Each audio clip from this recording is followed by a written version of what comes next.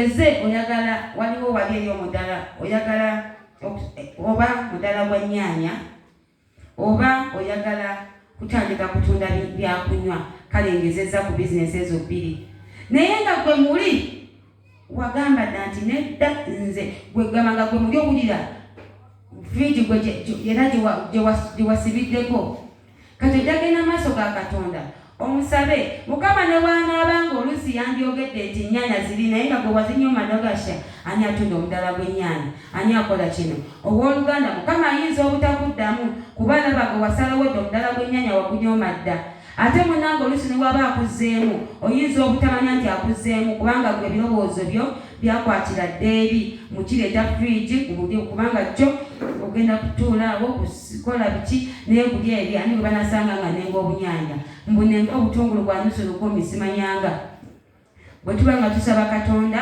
atulage oba atuluŋŋamye obooluganda genda nga kwegamba olinganga atayina kyoli. Haleluya.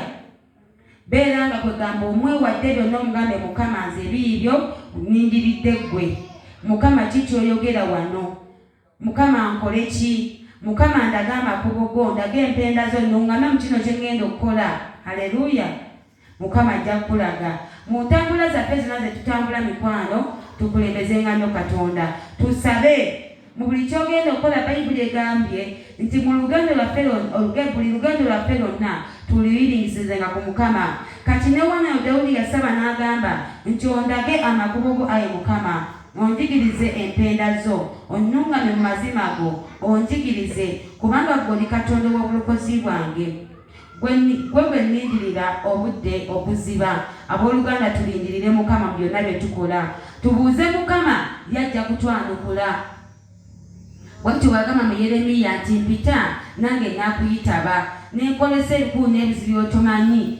Obooluganda kituufu oli muvubuka otuuse mu myaka gya kuwasa ebbanga olabanga erikugenzeeko osabye mukama oluusi kale nga gwe oluusi waffe weefunirayo dda girlfriend era nga gwe gw'osibidde omutima alabika bulungi nnyo kalina baby face hips kyekyo ate n'ogamba nti kangende mbuuzeeko mukama. Kituufu ogenda n'omubuuza mukama omuwala ono ali atya. Haleluya. Naye ate bw'ogenda okubuuza mukama laga nti omutima gwo guli free with God nti byonna obirekedde Katonda. Mubuuze naye nga gwe mundamu gwe tolina disi ng'ambe nti oba nsobola okijjayo kubanga ate dadi yatugambako waneeno nti gwe bwetugamba mukama ntize kyonna ekijja mukama kyengenda nakyo nawe olina okubanga olina kyoyagala nga ggwe naye ate mukama mulekere asalewo. Okitegedde? Mukama tumulekere abeere nga atusalirawo aluŋŋamye amakubo gaffe.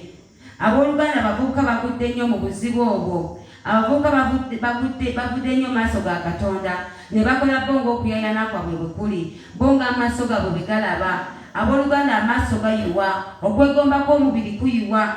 Tulaba Adamu ne Eve ekyabajja maaso ga Katonda ekyabasuuza okukola okwagala kwa Katonda kwali kwegomba kw'omubiri. Omubiri gwalabanga kugamba ekibala kiri kisabuwaza nnyo omubiri gwabwe bateekeddwa okukirya awo ne babeera nga bavudde maaso ga Katonda.